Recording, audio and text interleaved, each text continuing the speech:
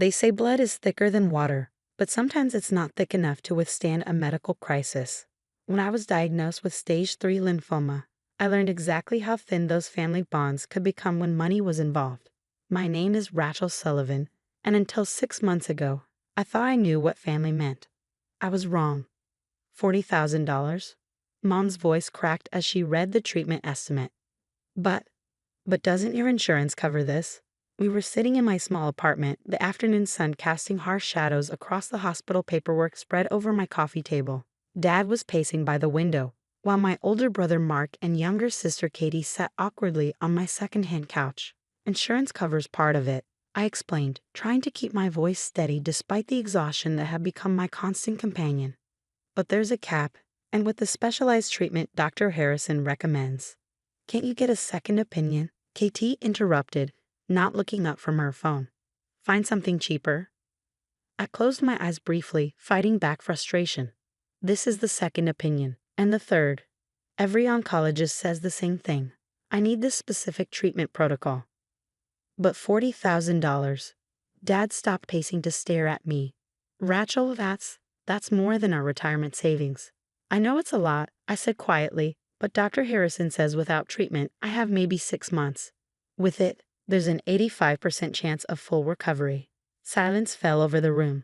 I looked at my family, the people who'd always claimed we were stronger together, who preached about family loyalty at every holiday gathering.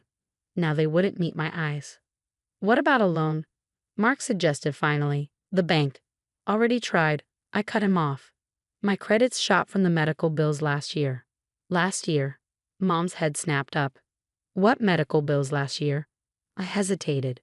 I'd never told them about the initial symptoms, the early tests, the treatments I tried before the official diagnosis. They'd been too busy with their own lives, Mom and Dad planning their dream vacation, Mark's wedding preparations, Katie's graduate school applications. Just some tests, I said vaguely. Nothing major. Another lie in a long string of them. But some secrets were better kept hidden. At least for now. Well, Dad cleared his throat uncomfortably. Maybe you could start a GoFundMe. Or sell some things. That painting in your bedroom looks valuable. It's a print, Dad, I said tiredly. From Target. The point is, Mom jumped in, her voice taking on that familiar practical tone I'd grown to dread. We just can't help right now. The money we've saved. It's for emergencies. Mom, I couldn't keep the edge from my voice. I have cancer. How is that not an emergency? You know what she means, Katie said, finally looking up from her phone. They need that money for retirement, and I've got grad school tuition coming up. We can't just let me die. I finished for her. Because that's what you're saying. Without this treatment, I will die. Don't be dramatic, Mark sighed. There must be other options, government programs or something. I've explored every option, I said, pulling out the thick folder of applications and rejections I'd accumulated. I've talked to every charity, every organization. I even tried selling my eggs, but guess what? Cancer patients don't qualify. The room fell silent again, broken only by the softing of Katie's phone as she texted, probably complaining to her friends about her dying sister's inconvenient timing. Maybe, Mom started hesitantly, maybe you could move back home. Save on rent? My apartment costs $800 a month, I pointed out. That would take, 4 years to save enough? I don't have 4 years. Well, I don't know what you expect us to do. Dad exploded suddenly. We can't just magic up $40,000. We have our own lives, our own responsibilities. The words hung in the air like poison. I looked at each of them, Mom's carefully averted eyes, Dad's defensive posture, Mark's uncomfortable fidgeting, Katie's practiced indifference. This was my family, the people who were supposed to love me unconditionally. You know what's funny? I said finally, my voice eerily calm. Last year, you found $30,000 to pay for Mark's destination wedding. The year before that, $20,000 for Katie's emergency nose job. When it's something you want to pay for, the money mysteriously appears. That's different, Mom protested weakly. You're right, I stood up, gathering the paperwork with shaking hands. It is different. Those things were optional. This is my life. Rachel, Mark started, but I cut him off. No, I get it. Your wedding, Katie's nose, Mom and Dad's retirement. Those things matter more than whether I live or die. Message received. You're being unfair, Katie snapped. We're just trying to be practical. A laugh bubbled up in my throat, a bitter, broken sound that made them all flinch. Practical. Right. Well, practically speaking, I have an appointment with Dr. Harrison tomorrow morning. I suggest you all leave before you're late for whatever's more important than this. They filed out with mumbled excuses and awkward half-hugs, promises to brainstorm solutions that we all knew were empty. As the door closed behind them, I sank onto my couch, allowing myself a moment of weakness as tears finally fell. Then my phone buzzed, a reminder for my other appointment, the one they didn't know about, the one that would change everything. Because what my family didn't know, what no one knew, was that I'd been making secret hospital visits for years. Not for cancer treatments, but for something else entirely. Something that would make their abandonment today even more ironic. Dr. Harrison was more than my oncologist. She was the keeper of a secret that would shake my family to its core. And tomorrow, when they came to the hospital to discuss options, they'd finally learn the truth about those mysterious medical bills from last year. Sometimes the biggest betrayals come not from what we do, but from what we hide. And I'd been hiding something massive. The hospital waiting room was eerily quiet at 8 a.m. the next morning. My family sat in uncomfortable plastic chairs, summoned by Dr. Harrison's urgent request to discuss my treatment options. They looked annoyed at the early hour, all except Mom, who kept shooting me worried glances. They had no idea what was coming. Miss Sullivan. Dr. Harrison's assistant appeared in the doorway. We're ready for all of you. Instead of her usual consultation room, Dr. Harrison led us to a larger conference room. A projector was set up, and several other doctors were already seated at the table. I recognized Dr. Chen from nephrology and Dr. Patel from transplant services. What's all this? Dad demanded. We're just here to discuss Rachel's cancer treatment. Actually, Dr. Harrison said, closing the door firmly, we're here to discuss something much bigger. Rachel, would you like me to explain, or would you prefer to tell them? I looked at my family, their confused faces, their impatient postures. 5 years of secrets were about to explode. I'll start, I said quietly. Remember those medical bills I mentioned from last year? They weren't for cancer tests. They were for tissue typing and compatibility screening. Because I've been donating organs and tissue to save other people's lives. The silence was absolute. Then Katie laughed nervously. What? That's ridiculous. You can't just donate organs. Actually, she can and has. Dr. Chen stepped forward. Rachel has been part of our living donor program for 5 years. She started with bone marrow donation, then moved on to kidney donation and portions of her liver. That's impossible, Mark protested. You can't donate multiple organs. Dr. Patel clicked the projector on, displaying my medical records. Miss Sullivan has a rare genetic condition that makes her tissues uniquely compatible with multiple recipients. She's what we call a universal donor, but even more rare. Her regenerative capabilities are extraordinary. Each donation, Dr. Harrison continued, her body has recovered faster than any case we've ever seen. She's helped save 17 lives so far. 17? Mom's voice was barely a whisper. Including your cousin Amy's baby, I said softly. Remember how she mysteriously recovered from that liver condition last year? That was my tissue donation. I asked the hospital to keep it anonymous. But why? Dad struggled to find words. Why keep it secret? Because I knew how you'd react, I replied. You'd try to stop me, or worse, try to profit from it. Just like you're doing now with my cancer. That's not fair, Katie protested. Isn't it?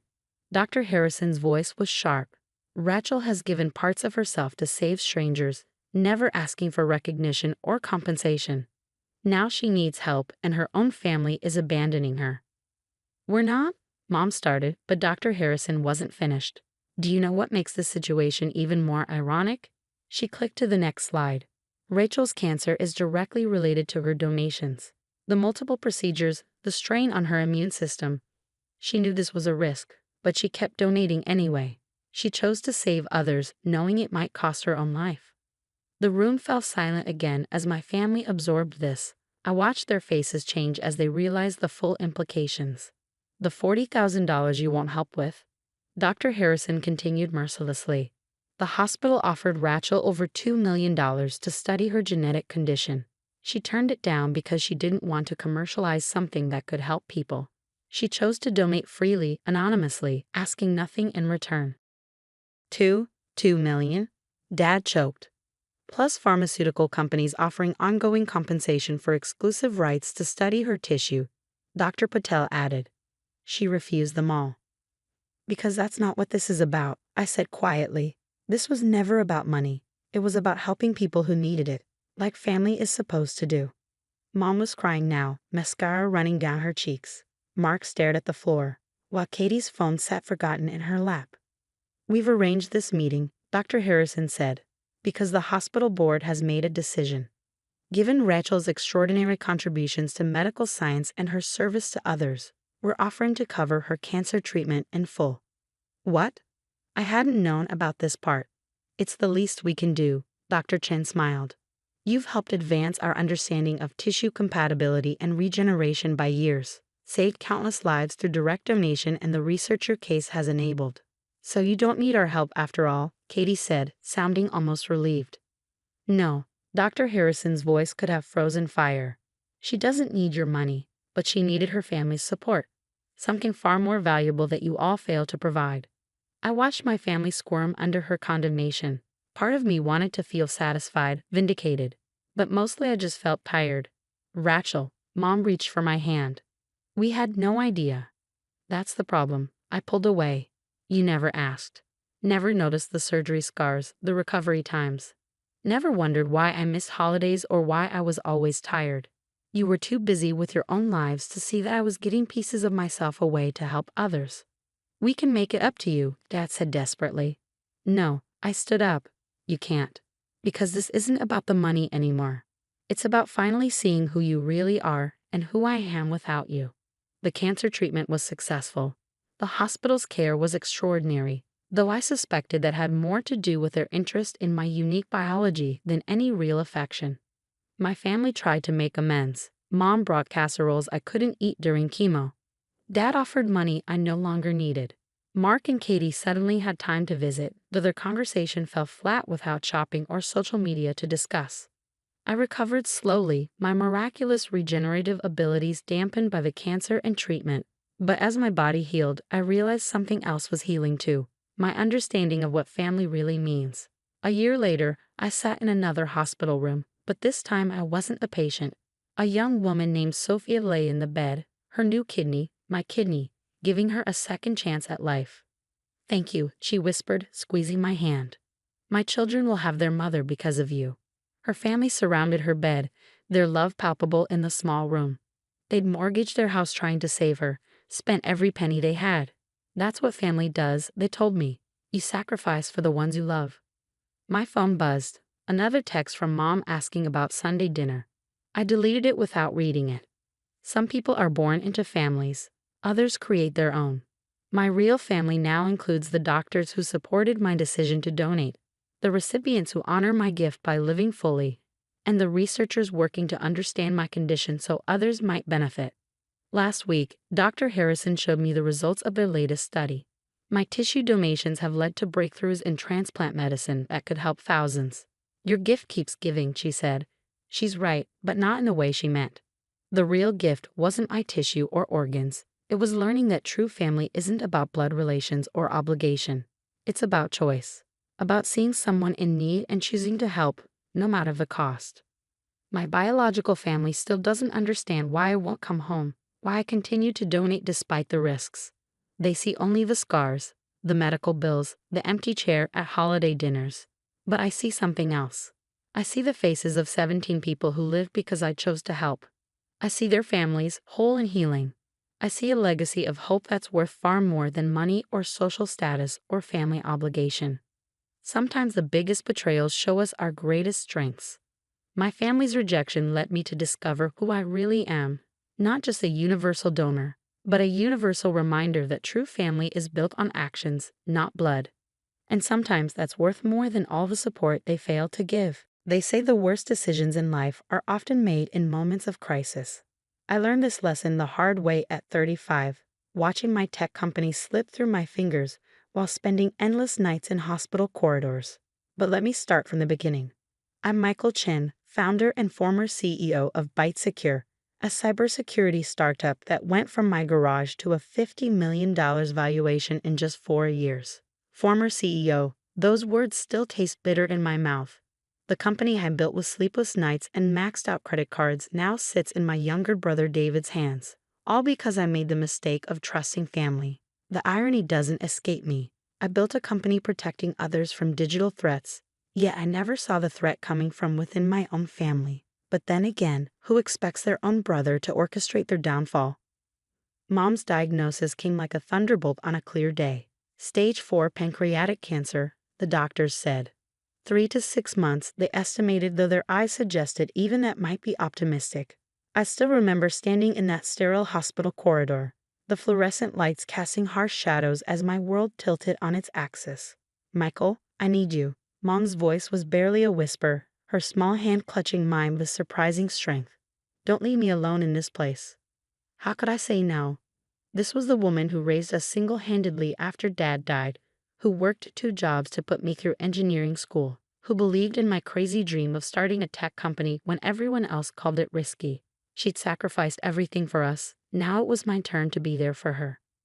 David, my younger brother by 3 years, stood in the corner of the hospital room, his designer suit a stark contrast to my rumpled t-shirt and jeans. He'd flown in from New York where he worked as an investment banker, all polished surfaces and sharp edges.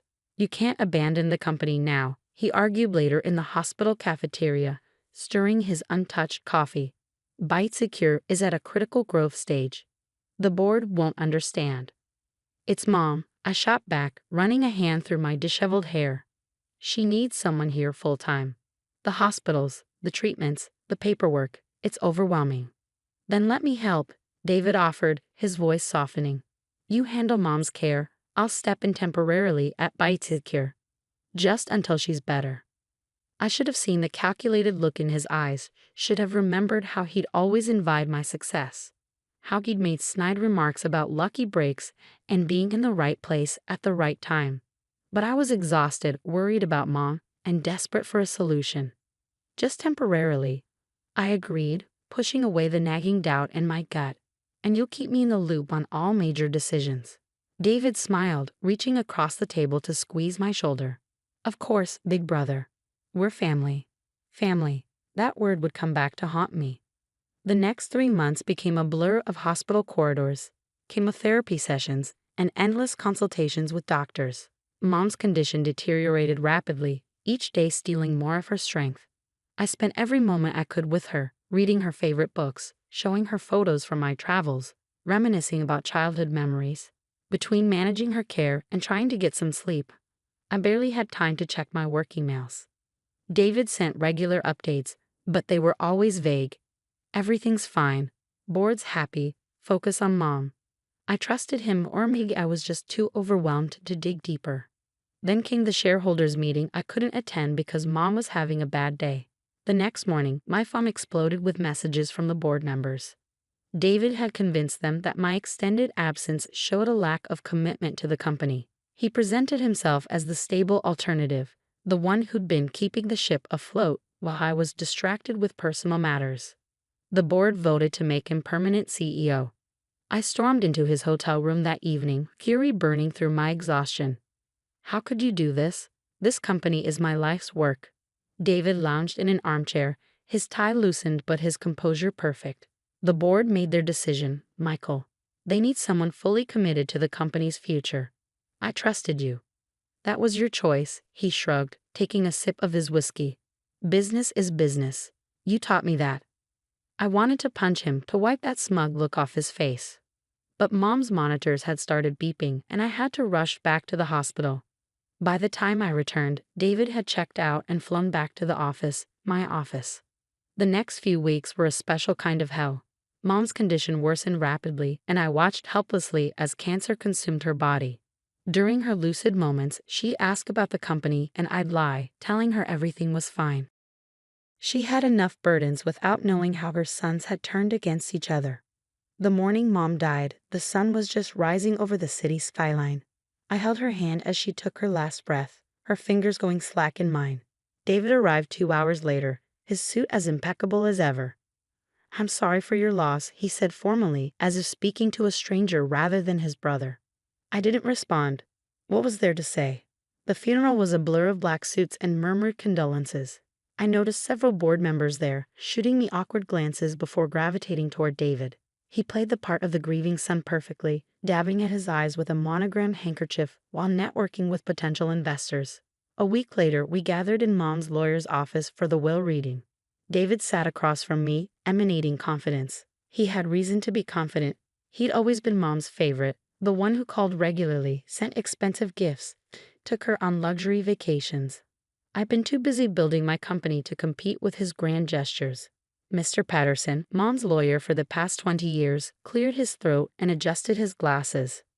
"Before we begin, I should mention that your mother made some last-minute changes to her will." David's smile widened. I slumped in my chair, preparing for the final blow in this horrible month.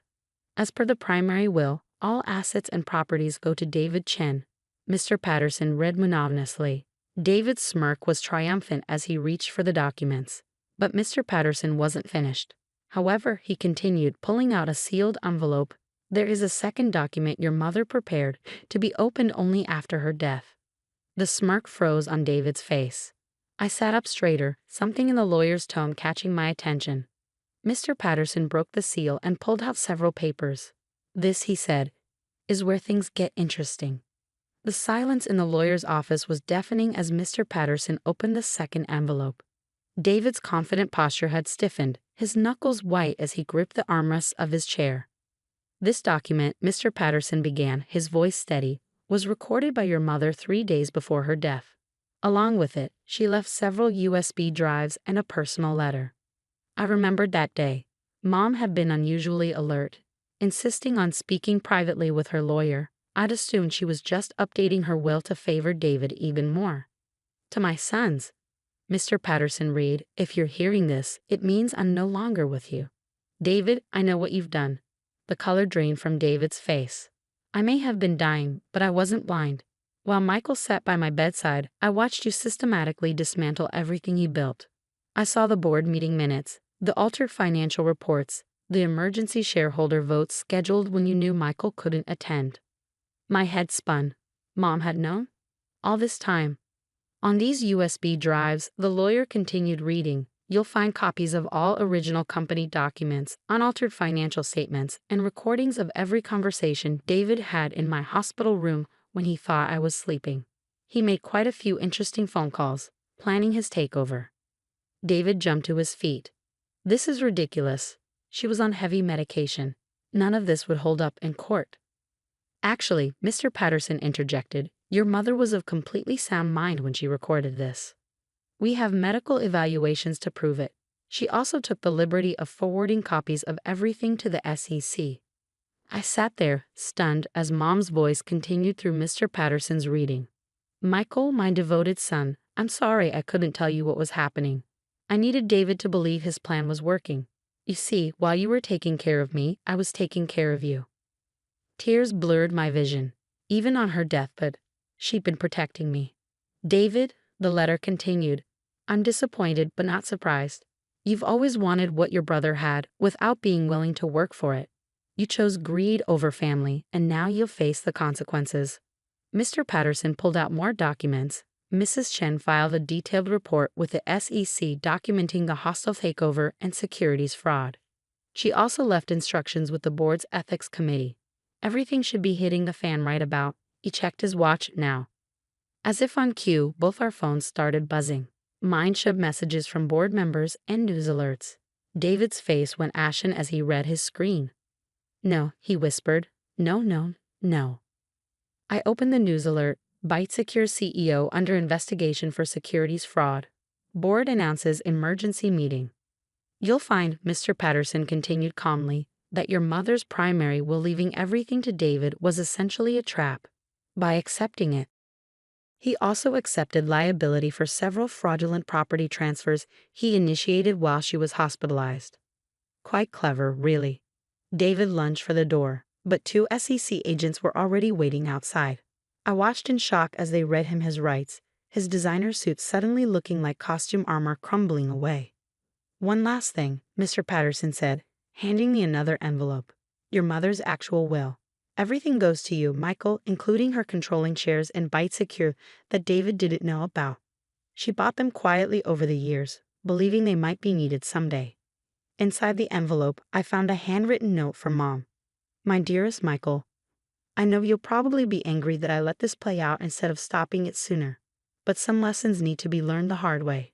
David needed to face consequences, and you needed to see that sometimes the people closest to us aren't who they pretend to be. You have a good heart, son. That's your strength, not your weakness. But good hearts need protection sometimes. Consider this my final act of motherly protection. Take care of Byte Secure. It's yours, truly yours now. And remember that success means nothing without integrity. All my love, Mom." The next few weeks passed in a whirlwind.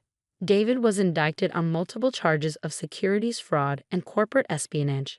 The board, faced with evidence of their complicity in the hostile takeover, resigned en masse. I returned to Byte Secure as CEO, this time with a deeper understanding of both business and human nature.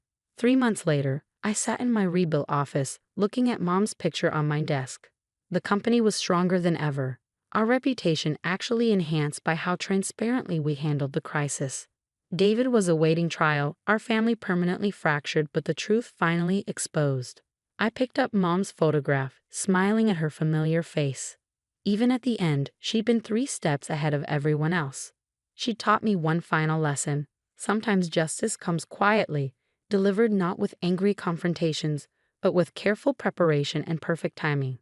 Last week, I received a letter from David's lawyer. He wants to meet, to apologize, to make amends. I haven't decided if I'll go. Mom's note sits in my desk drawer, her words about success and integrity echoing in my mind. Some betrayals can't be undone. Some bridges, once burned, leave only ashes. But from those ashes, I've built something stronger. A company founded not just on innovation, but on the principles my mother taught me: honor, integrity, truth. Every morning when I walk into Byte Secure, I pass by a new installation in our lobby, a simple plaque with Mom's favorite saying, "Trust is earned, not given." Below it, in smaller letters, I added my own addition, and the truth always comes to light. It's not the family legacy I expected, but it's one I'm proud to uphold. I never planned to become the cupcake queen of the Midwest.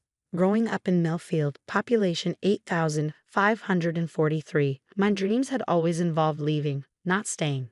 But life has a way of frosting your plans with unexpected outcomes. After culinary school and 5 grueling years working in high-end Chicago restaurants, I returned to Millfield temporarily, just long enough to help Mom recover from hip surgery. At least that was the plan. Millfield had changed during my absence. The once vibrant Main Street now featured vacant storefronts where family businesses had thrived for generations. The Reynolds hardware store, Jacobson's books, even Myers Diner, all gone, victims of big box stores and online shopping. One rainy Tuesday, feeling restless after Mom fell asleep, I baked a batch of cardamom spice cupcakes with honey buttercream, a signature recipe I developed in Chicago. The next day, I brought some to Sarah Jenkins, who owned the struggling coffee shop downtown. "These are incredible, Olivia," she said after one bite. "Would you consider selling these here? My customers would go crazy for them." That simple question changed everything. Within a month, I was supplying 3 local businesses with baked goods. Within 3 months, I had rented a tiny storefront, formerly the town's florist, and opened Sweet Revival Bakery. The name reflected my mission, reviving both traditional recipes and Millfield's struggling downtown. I developed cupcakes inspired by regional classics: butter pecan caramel, black raspberry chocolate, and my bestseller, sweet corn cupcakes with blueberry compote filling and honey buttercream. For the first year, Sweet Revival thrived in its small way. Not restaurant in Chicago profitable, but enough to pay the bills and build a loyal following. Local ingredients, nostalgic flavors with modern twists, and genuine connections with customers gave us something the convenience store pastries couldn't match. Then came the announcement: Megamart, the retail behemoth, was developing a small format grocery store directly across from Sweet Revival. The town was divided.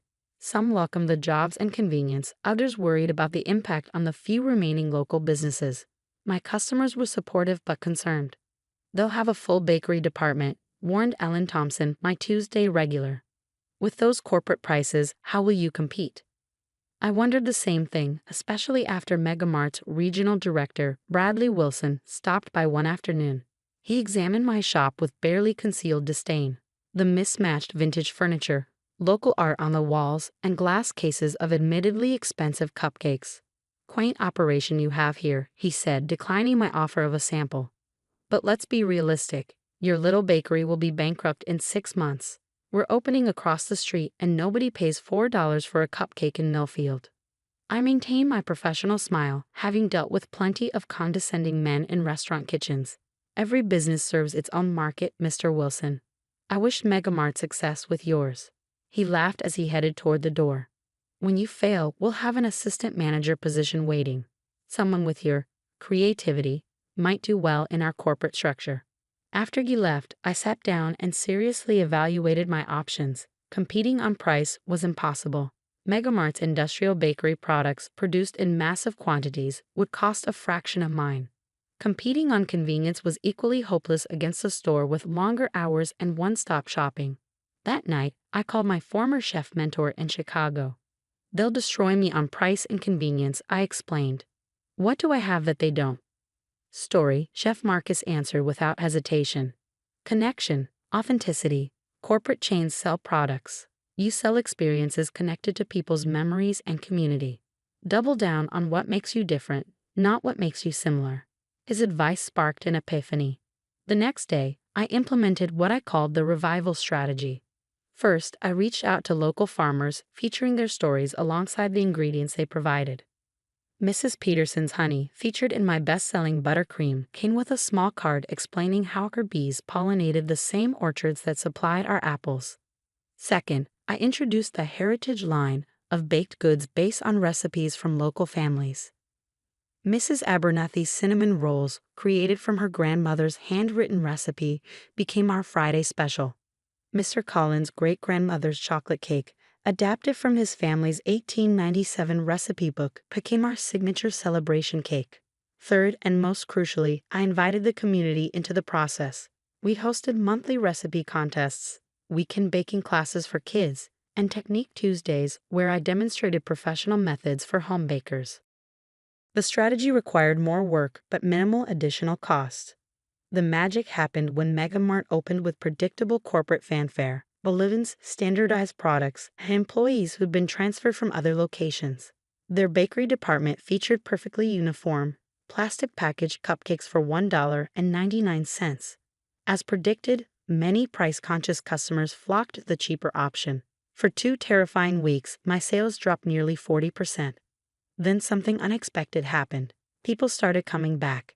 "These just don't taste the same," Mrs. Gunderson complained, returning to buy a half-dozen of my apple spice cupcakes. "And nobody there knows anything about what's in them." Mr. Rodriguez, who initially switched to Megamart's cheaper option for his weekly office treats, returned after his coworkers complained. "They said your cupcakes were worth the extra money. Something about how they remind them of their grandmother's kitchens." Slowly, steadily, business recovered. Not completely, some customers were permanently lost to lower prices, but enough to keep us afloat. Meanwhile, I continued innovating, introducing seasonal specials featuring uniquely local ingredients: pawpaw custard in fall, black raspberry in summer, and maple walnut in winter. 6 months after Megamart's confident prediction of my demise, Sweet Revival was not only surviving but growing. Our Heritage line had expanded to include breads, pies, and cookies, each with a family story. Local media covered our community initiatives, particularly after we started the Future Bakers program providing culinary scholarships to Millfield High School graduates. At month 8, something truly unexpected happened. The Megamart store manager, not Bradley Wilson, but his replacement after a regional restructuring, came in and ordered 4 dozen assorted cupcakes. "Corporate visitors," she explained sheepishly. They specifically requested local specialties to experience during their visit. By month 10, 3 development companies had approached me about opening locations in neighboring towns. I selected one location in Riversdale, 20 miles away, maintaining the same commitment to local ingredients and community connection. The second Sweet Revival opened with lines around the block. Local news coverage expanded to regional interest. A food blogger from Chicago made the 2-hour drive to profile our hyperlocal cupcake revolution. The story got picked up by national outlets looking for heartwarming small-town success stories. Exactly 1 year after Bradley Wilson's dismissive prediction, my phone rang while I was developing recipes in our new Riversdale kitchen. Olivia Bennett, this is James Peterson, Megamart VP of Operations. I recognized the name from industry publications. He outranked Bradley Wilson by several levels. What can I do for you, Mr. Peterson? I asked, genuinely curious about this unexpected call. I'll be direct, Ms. Bennett. Your products have developed quite a following. We've had numerous customer requests to carry Sweet Revival items in our stores. We'd like to discuss a national distribution deal for your products. I nearly dropped the phone. National distribution would mean millions in revenue, mainstream recognition, and validation that my small-town bakery had created something of significant value. That's quite an offer, I managed, trying to sound professional rather than shocked. We're prepared to be very generous, he continued. Our initial projections suggest we could move 30,000 units weekly across our Midwest locations alone. We'd handle mass production, of course. That detail snapped me back to reality. Mass production, using your facilities and ingredients? Naturally, we need to adapt the recipes for scale and shelf stability. Our food scientists are excellent at maintaining the essential flavor profiles while optimizing for production efficiency. I looked around at the kitchen where Mrs. Peterson's honey sat in glass jars, where Mr. Collins had tearfully watched his great-grandmother's chocolate cake recipe come back to life, where local high school students learned techniques passed down through generations. Mr. Peterson, I'm listening, I said, choosing my words carefully, but I need to understand exactly what you're proposing. Would these products still be made with local ingredients? Would they maintain the connection to the family recipes and stories? His hesitation told me everything. We'd certainly maintain the appearance of artisanal quality. Our marketing department has some excellent ideas for packaging that evokes small-town charm. The appearance of quality evokes small-town charm. Not actually maintaining either. I appreciate Megamart's interest, I said, but Sweet Revival's products aren't just about ingredients or recipes. They're about community connection and authentic stories. I'd be happy to discuss a more limited partnership that maintains those values. Perhaps a regional arrangement where we continue production using our methods. Ms. Bennett, he said, his tone shifting from collaborative to condescending. You're talking about leaving millions on the table. Your current production methods simply won't scale to national distribution. Then perhaps national distribution isn't right for Sweet Revival, I replied. But I'm open to creative alternatives that preserve our core values. After several more conversations and a visit from Megamart's artisanal brands team, we reached an unexpected compromise. Rather than mass-producing Sweet Revival products for national distribution, Megamart would feature our bakery in a new Local Legends program in their Midwest stores. The arrangement allowed us to maintain production control while gaining distribution in 50 stores across 5 states. More importantly, it came with no recipe modifications and included prominent storytelling about our ingredients, heritage connections, and community impact. 2 years after that initial dismissive visit from Bradley Wilson, Sweet Revival had grown to 4 locations, a dedicated production facility employing 27 people, and distribution through Megamart's Local Legends program. Our scholarship fund had sent 5 Millfield graduates to culinary school, 2 of whom returned to work with us. Most surprisingly, our success sparked a mini renaissance in Millfield's downtown. A local cheese shop opened next door, followed by a boutique selling regionally made crafts. The long-vacant Myers Diner was revived by a young couple offering modern takes on classic Midwestern comfort food. When Food and Wine magazine ran a feature titled The Small Town Bakery That Stood Up to a Retail Giant, they asked why I had that Megamart didn't. Authenticity can't be mass-produced, I explained. When people buy our sweet corn cupcakes, they're not just getting a dessert. They're getting Mr. Hoffman's corn grown 3 miles away. They're getting my grandmother's technique for extracting corn milk. They're getting the story of how this recipe helped revive a struggling Main Street. The reporter pressed further, weren't you tempted by Megamart's original offer? It would have meant national distribution overnight. Of course I was tempted, I admitted. But scaling too quickly would have meant sacrificing what made us special in the first place. Sometimes success means knowing what compromises you won't make, not just what opportunities you'll pursue. Last month, Bradley Wilson came back to Millfield. He didn't visit the bakery, but Ellen Thompson, my Tuesday regular who works at the bank, overheard him at lunch. "That cupcake place should have failed," he told his companion. "It defies every market analysis. $4 cupcakes in a town with median household income under $50,000? It shouldn't work." His companion, apparently another Megamart executive, reportedly replied, "Sometimes the algorithms miss the human element. People don't just buy food, they buy meaning. That's why we're rolling out local legends nationally." When Ellen relayed this conversation, I couldn't help but smile. The corporate giant that had planned to put us out of business was now trying to learn from our success. That evening, as I worked on recipes for our seasonal summer menu, my phone rang again. This time, it was a producer from a national morning show. "We're doing a segment on small businesses succeeding against major corporations," she explained. "Your story keeps coming up as the perfect example. Would you be willing to share how a small-town bakery managed to not just survive, but thrive against direct competition from one of the world's largest retailers?"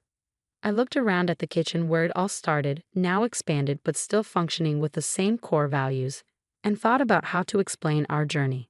"It's simple," I told her. "They were selling cupcakes.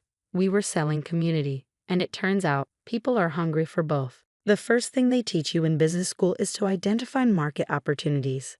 The second is to never, ever tell your extended family what you're actually working on." I learned the second lesson the hard way.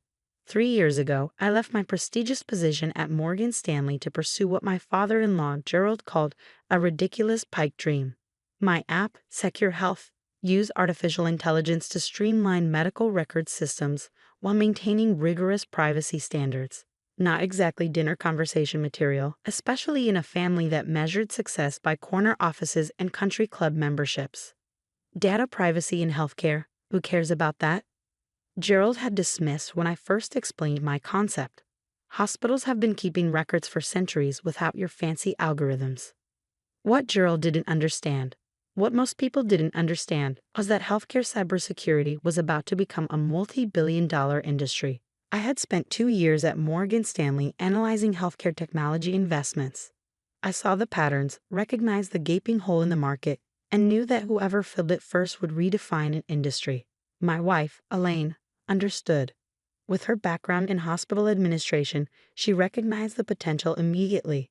"This could revolutionize patient data management," she'd said, eyes bright with excitement. "The current systems are nightmares, expensive, clunky, vulnerable to breaches."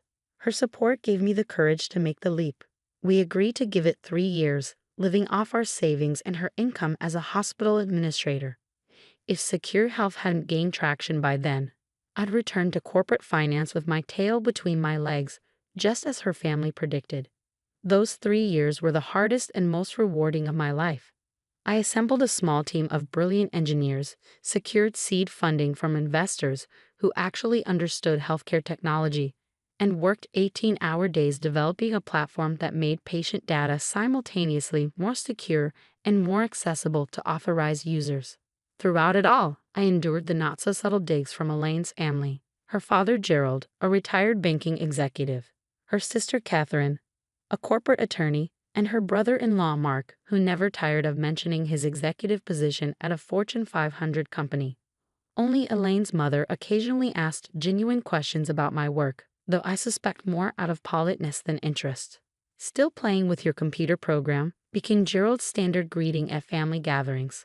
"How's the unemployment treating you?" Mark would smirk, conveniently ignoring that I was working harder than I ever had at Morgan Stanley.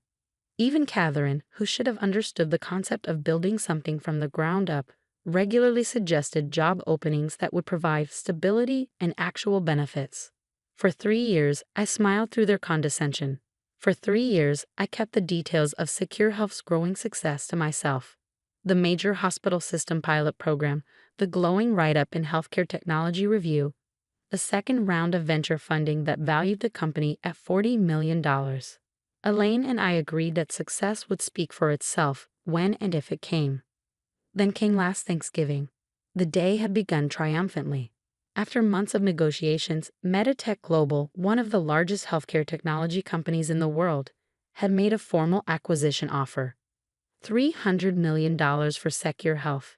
My team would remain intact, continuing our work with expanded resources.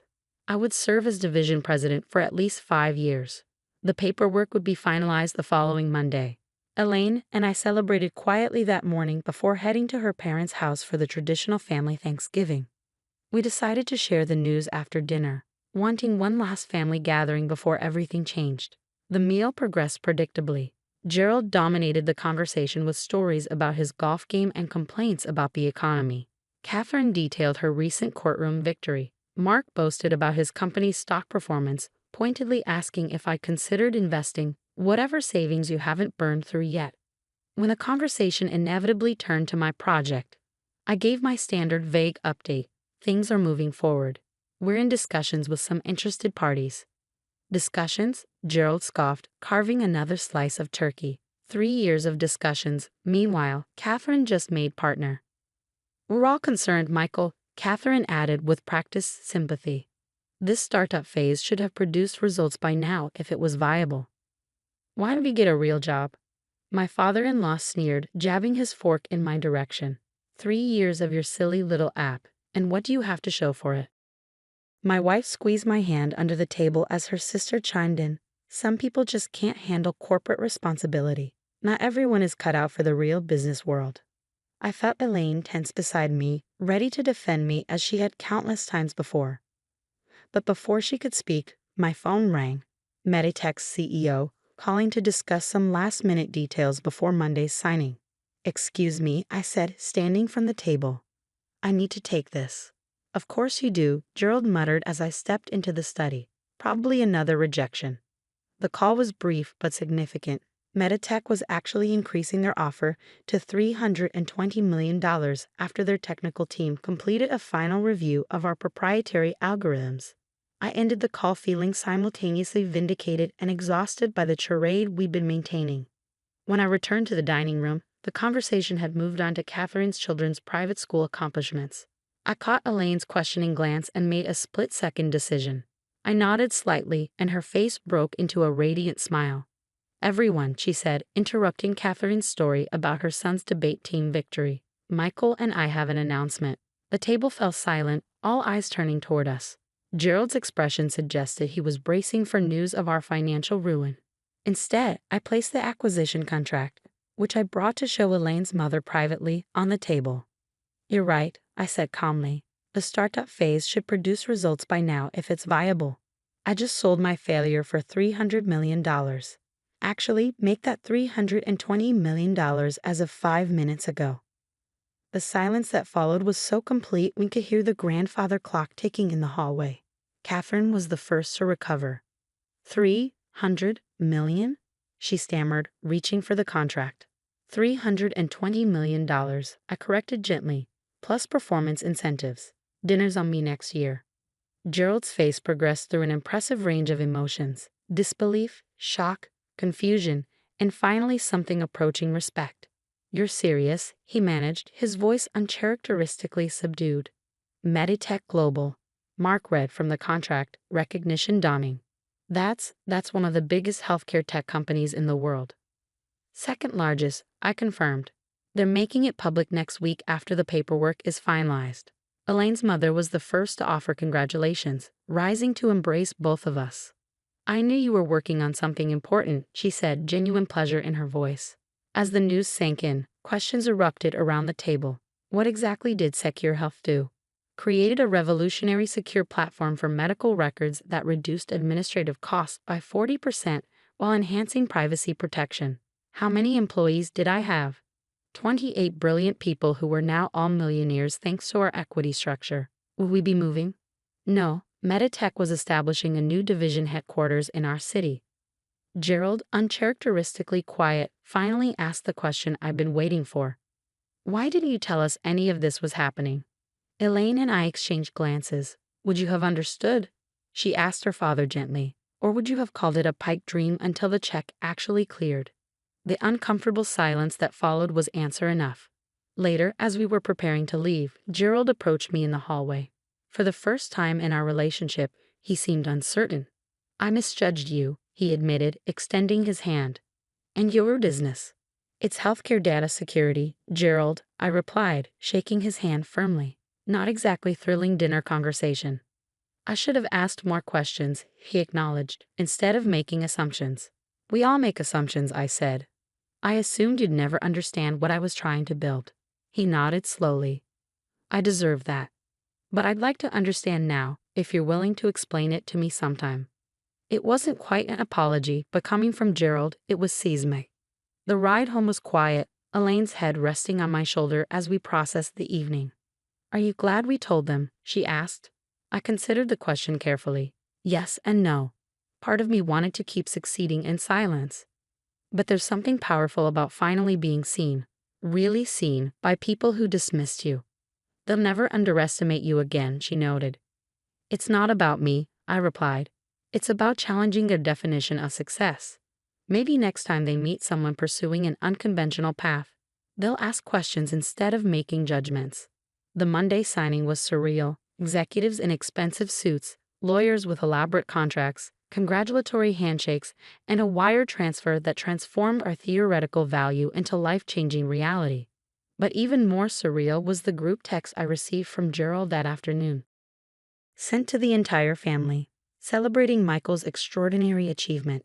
Dinner at the Capitol Grill, 7 p.m.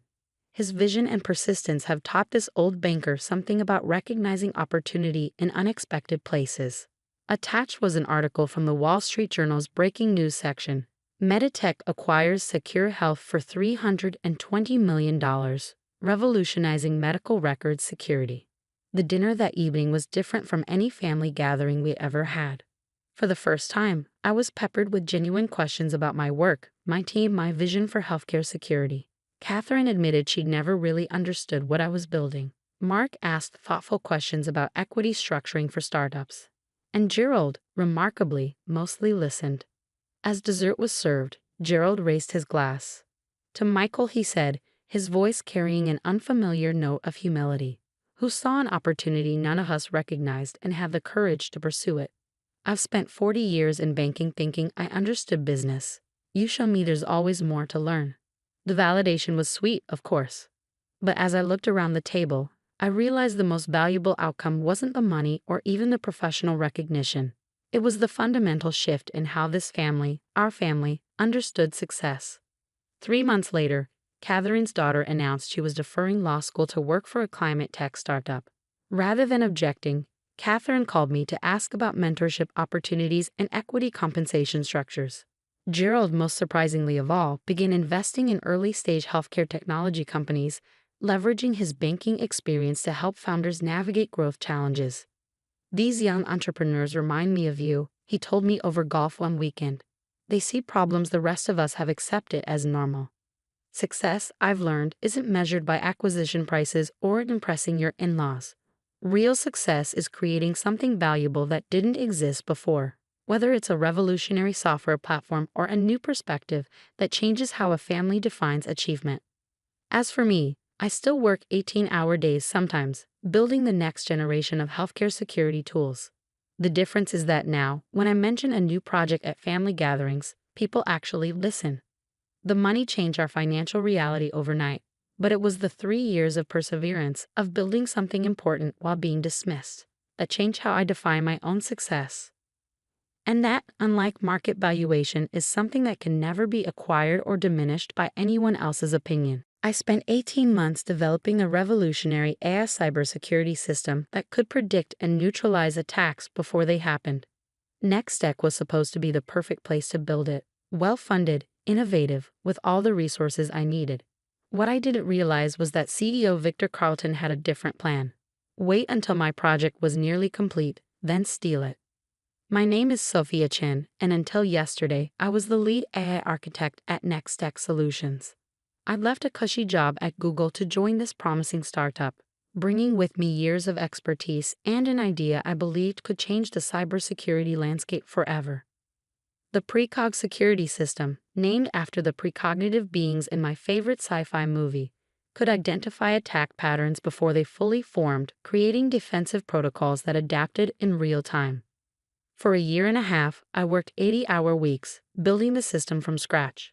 Victor would occasionally drop by my lab, asking seemingly innocent questions, reviewing progress reports. "Remarkable work, Sophia," he'd say, that million-dollar smile never quite reaching his eyes. "The board is thrilled with your progress." 3 days ago, I finally reached the milestone we've been waiting for. Precog successfully predicted and neutralized a sophisticated attack simulation without any human intervention.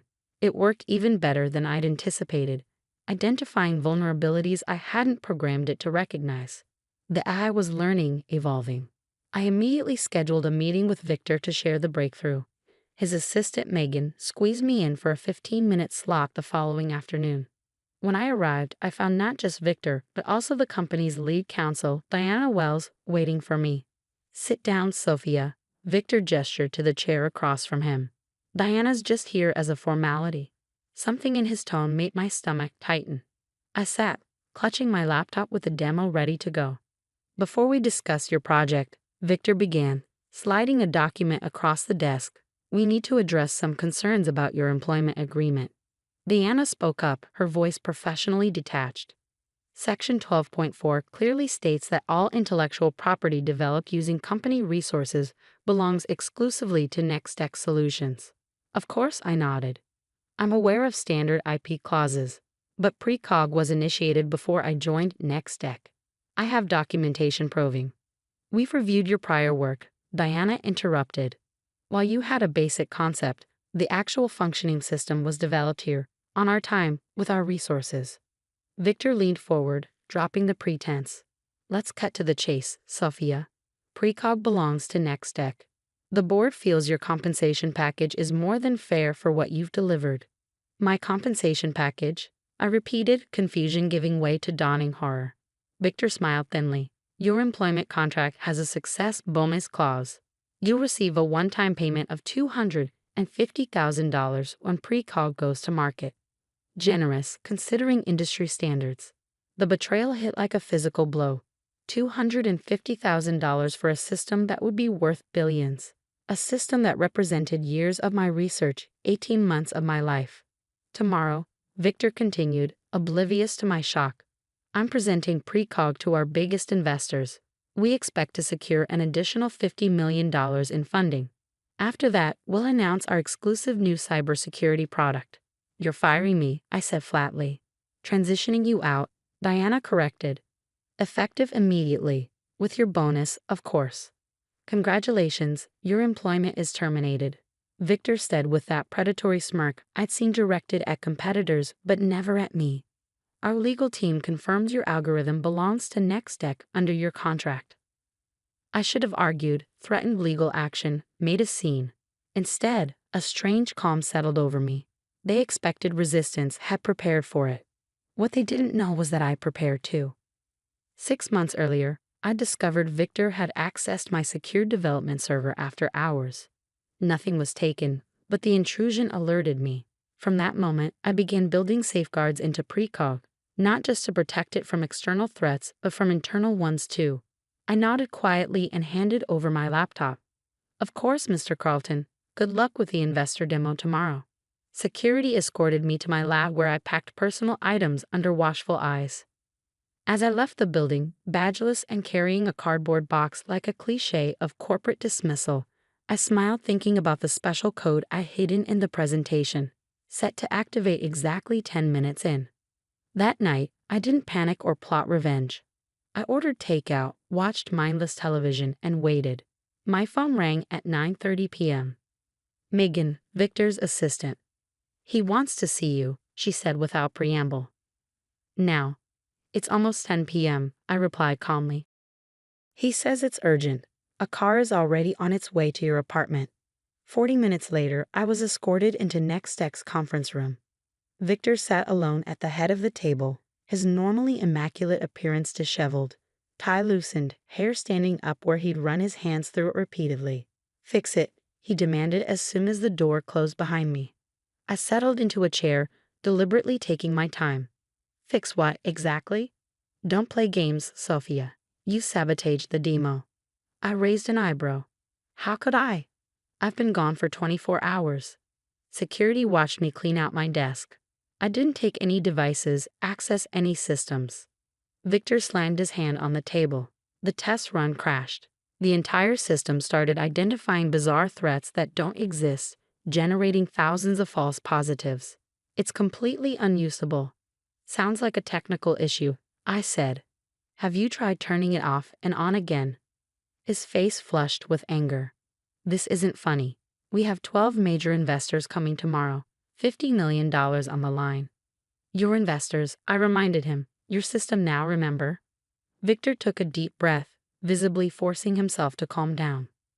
When he spoke again, his voice had that smooth, persuasive quality that had convinced so many people, including me, to trust him. Look, perhaps we were hasty yesterday. I'm prepared to discuss a more equitable arrangement, co-creator credit, a larger compensation package, maybe even some equity.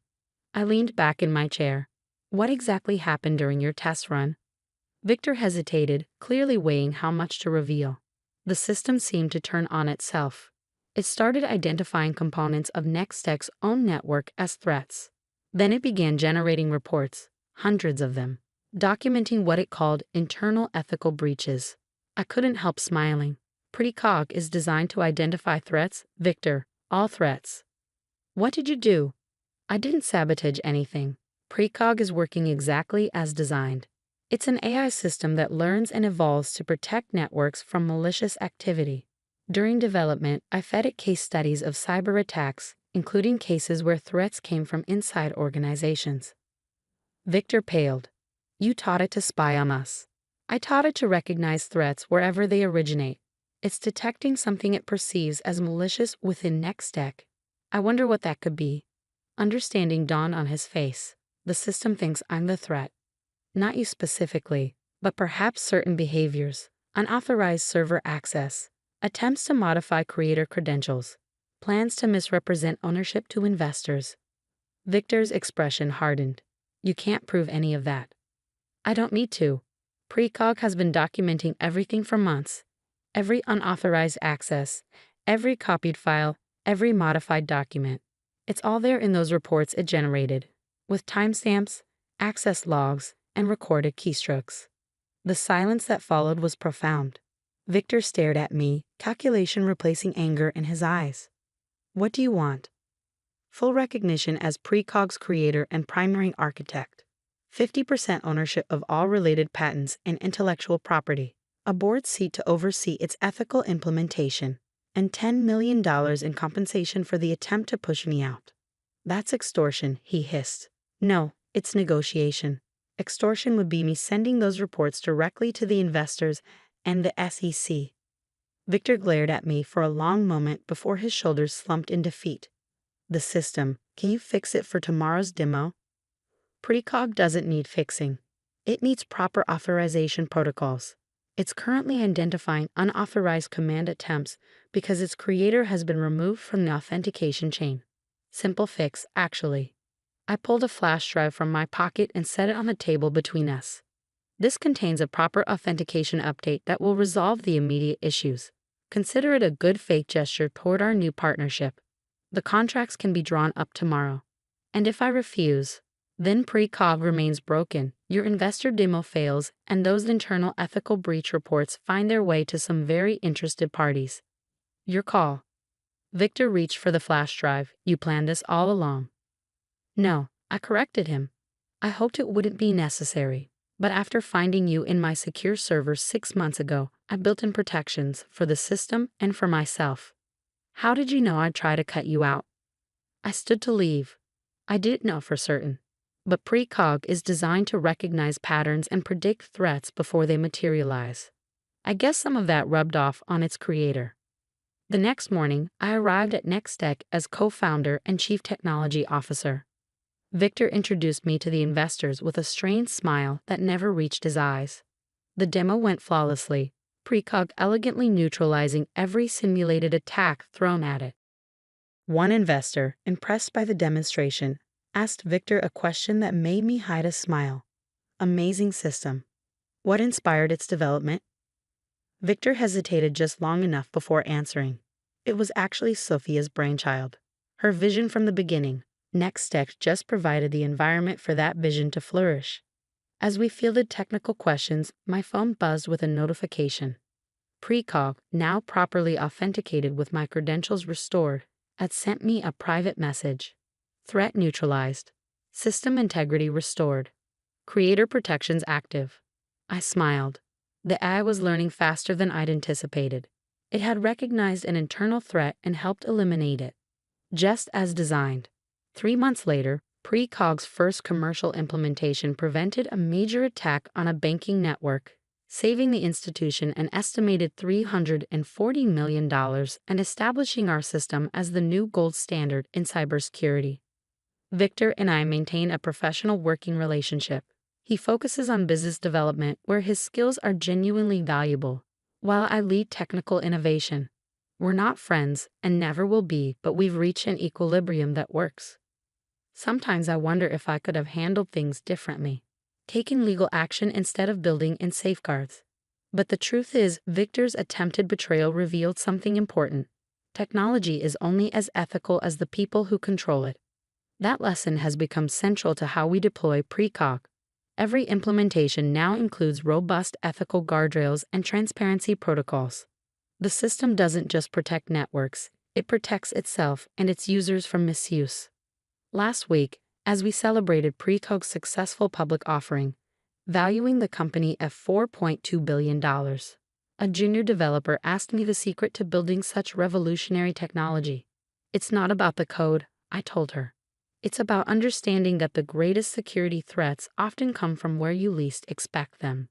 Build systems that can recognize those threats, adapt to them, and neutralize them without compromising their core integrity, just like their creator had learned to do.